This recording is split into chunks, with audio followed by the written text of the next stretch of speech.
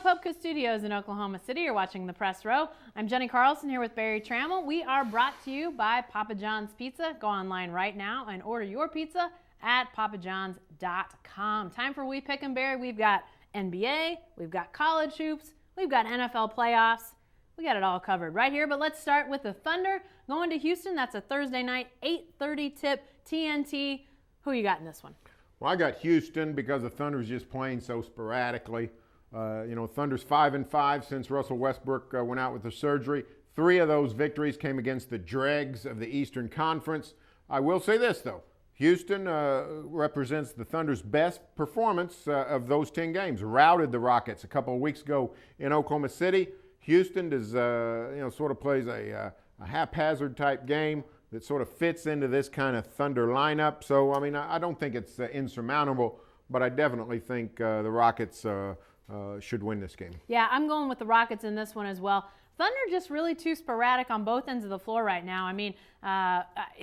Offensively, had some games where, you just look at the point totals and think, man, is this an Eastern Conference team that we're seeing? Just not able to score it. Sometimes, like you've seen them in the past, clearly a result of Russell Westbrook.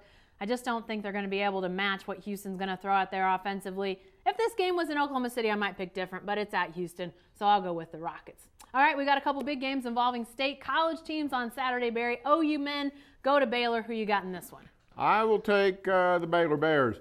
Sooners have not really produced on the road. Played pretty well at Kansas State. Could have won, but didn't get it done down the stretch. Baylor's a very talented team, and frankly, Baylor's only 1-1 in the conference. Baylor's had some off dates, while somebody like Iowa State's already played 4 games, Baylor just played twice. So going into the midweek game, so I'm going to take Baylor to win this one. I just think a little bit too talented. Playing at home for the Sooners. Yeah, I'm going with Baylor as well, and you said too talented. I'll go with too tall. I think Baylor's inside guys are going to be the difference makers in this one. Oklahoma getting great play out of Ryan Spangler. Some other guys inside are doing an admirable job, but Baylor, one of the bigger teams around, I think that's where they exploit Oklahoma. So it'll be interesting to see when this is at Oklahoma.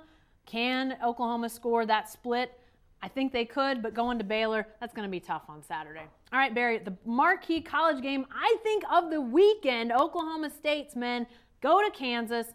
Who you got in this one? Well, I'm going to take Kansas. Cowboys got the victory in Allen Fieldhouse last year. I saw a ton of OSU-Kansas games when OSU went to Lawrence with big-time teams. Didn't get it done. Eddie Sutton coaching the Cowboys never won in Lawrence. Tough place to play. Well, but Travis Ford and Marcus Smart and the gang got it done last year. Markel Brown had a huge game. But I tell you, I just don't think OSU has enough inside against those Kansas big men. KU, they're young, but they're very talented and very, very big. I think Kansas is going to win this game. I'm going Cowboys on Saturday. I tell you, it's going to be tough. I know that. But I think in a game like this, Marcus Smart is on his game. This is the kind of challenge that he seems to rise to. He's going to embrace that challenge, and I think the team follows him. I don't know where they get enough offense to match what Kansas has, because Kansas, as I mentioned in one of our other press row segments this week after seeing them in person, the thing I'm most impressed with is their depth. I think they've just got a lot of guys they can throw at you, who can score, defend, do a lot of different things. But I think Marcus Smart is the leader of the pack in this game in a fantastic way. I think they pull what a lot of people will see as an upset. But this is one, if you're able to get some tickets, you might want to go see. I think it's going to be a heck of a game on Saturday, 3 p.m., by the way. All right, the Sunday NFL games determining the Super Bowl contenders. Barry, New England at Denver to start with, 2 o'clock. Who you got in this one? Well, this is an unbelievable matchup. You're talking about 2 the all-timer quarterbacks. You're also talking about 2 big-time coaches. Everybody knows about Bill Belichick, but let me tell you, John Fox is a coach and a half himself with the Broncos.